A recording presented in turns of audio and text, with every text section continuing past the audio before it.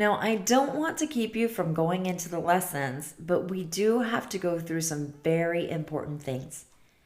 If you're planning on flying your drone inside your home, you wouldn't have much trouble. When it comes to flying drones outside, there are certain laws you must follow. Drone operators will fall in either a recreational use category or the business use category. The regulations will change depending on which category you fall in and also what type of drone you will be using. If you wish to use your drone for recreational purposes, depending on the size of your drone, you may need to register the drone. If your drone is smaller than 0.55 pounds, you do not have to register your drone.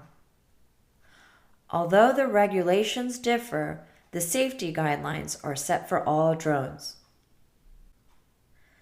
Now let's go through the safety guidelines. Fly your drone at or below 400 feet. Never lose sight of your drone.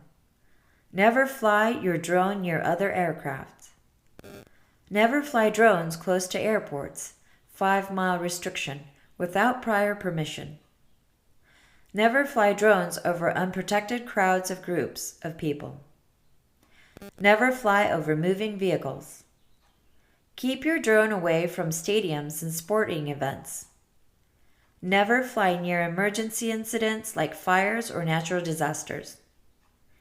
Never fly drones while under the influence of any beverage or substance.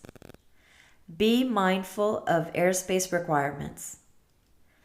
Be aware that the regulations may change and also there may be extra local rules. Be sure you check on the FAA website for current regulations and local rules before you go out and fly your drone. Now we'll go through some other notes regarding this course. In this course, I will be using the PyCharm IDE. If you prefer other IDEs, I've set a list of free IDEs that you can choose from. Visual Studio Code is one of the free IDEs that is becoming very popular. This IDE is for Python, but you can also use other programming languages like Go.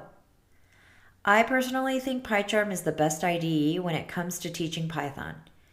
If you wish to use a different IDE, that is okay. Please remember that I will not be able to provide you product support.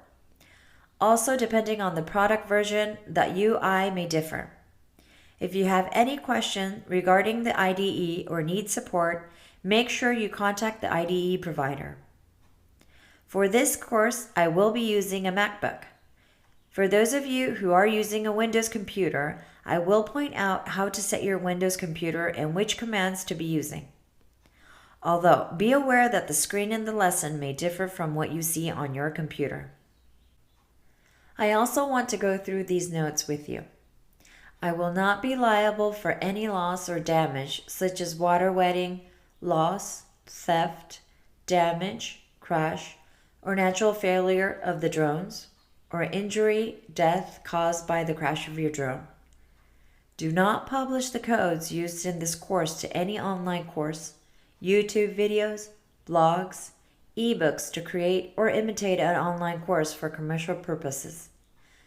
You may partially use codes for the purpose of introducing this course. Also, do not publish or redistribute the source code to GitHub or other similar sites. You may use the codes for commercial use under the prior conditions. If you have any questions, feel free to contact me. In this course, we will be installing third-party software or packages such as OpenCV, FFmpeg, NumPy, and Flask. Make sure you are able to install these softwares before you purchase this course. Next, about troubleshooting, Q&A. In this course, we will be using a drone, and questions regarding the product may be already asked. So make sure you Google first before you go on to the online QA for this course. For coding errors, you are also able to Google it and check the reasons of the error. By getting used to searching for your answer will also help you solve problems in a shorter time. Remember that this will eventually become one of your great skills when coding. Here I want to show you how you can search for your errors. This is a script that we'll be using in this course. You don't have to understand what's written. We'll get into the details later. Let's choose this code and run it. Once we run this code, you can see that a Flask web server has been launched. As I click on this link, a drone website will open. This site will be used as a controller where we can operate the drone to take off or tell it how to fly.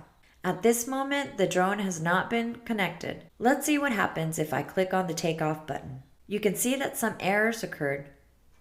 It's an error caused in the self-socket bind, which can't assign a requested address. If you don't understand what the error means, you can simply copy the entire error message and Google search it. You will be able to search what is causing the error. For more accurate results, we can add Python socket bind. Here we can see the Stack Overflow site, showing us the reason for the error. Lastly, about the Udemy lesson speed. Once you start your lessons, you will be able to see 1 times on the left bottom part of your Udemy screen. By clicking on this box, you can change the lesson speed. If the speed is too fast, make sure you adjust the number to 0.5 or 0.75, which will make the video slower. On the other hand, if you think that some of the lessons are things you already know, you may want to change the speed to a higher number so that the video will be faster. That's all the important notes. Make sure you go through it before purchasing the lesson.